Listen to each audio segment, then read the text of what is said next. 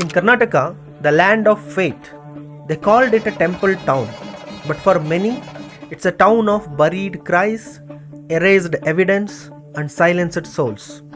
A well known spiritual land, Dharmasthala. In 2012, a 17-year-old girl named Soujanya was raped and brutally murdered.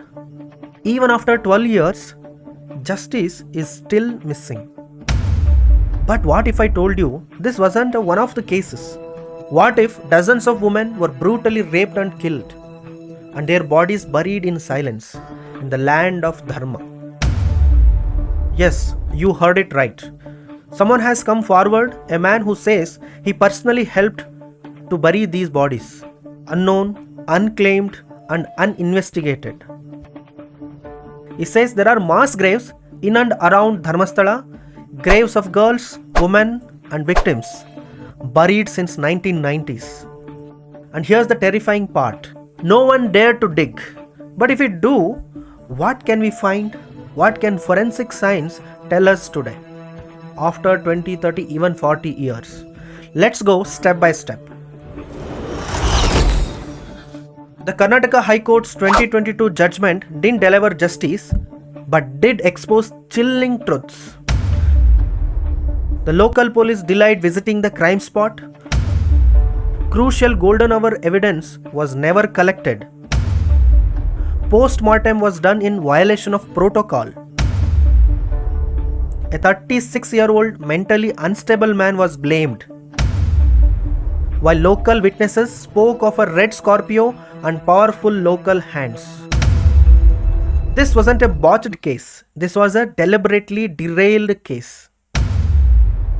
Even when the High Court slammed the police for Soujanya's case, did the DGP lose his job? Did the officers lose pension? No. In India, justice retires before the judge. Retirement doesn't protect criminals in uniform. If a PIL is filed and the truth finds that a deliberate manipulation of justice happened, they can still be punished, even if they are ex-DSPs, ex-CIs, or forensic doctors. Now, let's come to the scariest part. What if the man is telling the truth? What if there really are mass graves in Dharmasthala?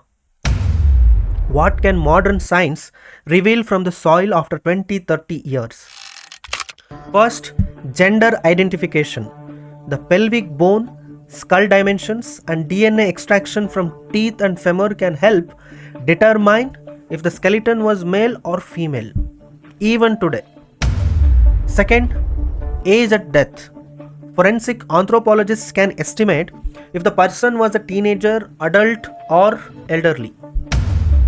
Third, a cause of death. Blunt trauma on bones, fractured skulls, stab marks, wrist and arm bones fracture. These leave marks that remain even after decades. Fourth, DNA testing. Even after 30 years, mitochondrial DNA can often be recovered from teeth, femur, or skull bones. This helps match the body to surviving relatives. Fifth, clothing and jewelry. Natural fiber clothes may decay, but synthetic materials often remain. Metallic jewelry, buttons, hairpins can also indicate gender, culture, and time period. Sixth, soil composition. Forensic scientists study decomposition patterns, soil bacteria, maggots, and insect activity to determine time since death.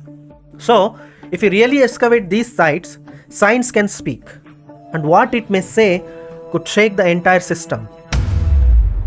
Because under that soil, there are not just bones, there are buried secrets, shouting for justice. And now, suddenly the people are waking up, social media is on fire, brave YouTubers, journalists, citizens, all asking the same question, where is the justice for Soujanya? But mainstream media is still in silence. Why? Because this is a high-profile spiritual center. Because crores worth of donations and political blessings are at stake. Even the SIT formation is getting delayed. The CM had to step in, and even then, we see no urgency. Most shocking of all, The man who claims he buried the bodies says he's ready to show the exact locations, but the police not cooperating, not even protecting the witness, saying there is an intelligence saying that the victim can escape. And now sources say this witness has given an affidavit in front of media persons and is willing to lead the SIT directly to the burial sites.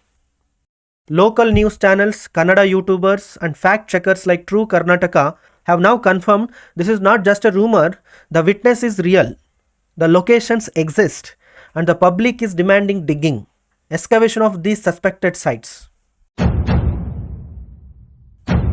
According to forensic protocols, if even one grave is found with human remains in unnatural conditions, then under CRPC section 176 and Indian Evidence Act section 27, a full investigation and forensic autopsy must follow.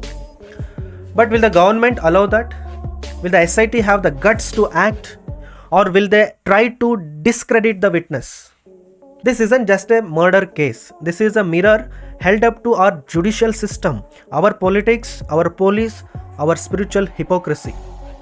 How many more bodies must surface before justice is dug up? How many more families must wait 30 years for closure? And to the so-called guardians of Dharma, remember, if you bury the truth long enough, it grows roots. And someday, it will dig itself out. Today, we are digging not just the land, but the system itself.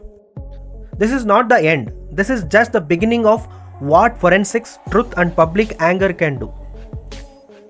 Share this, ask questions. Don't let them bury this again. Like, share, and subscribe for our channel. And most importantly, demand an exhumation. Thank you for watching.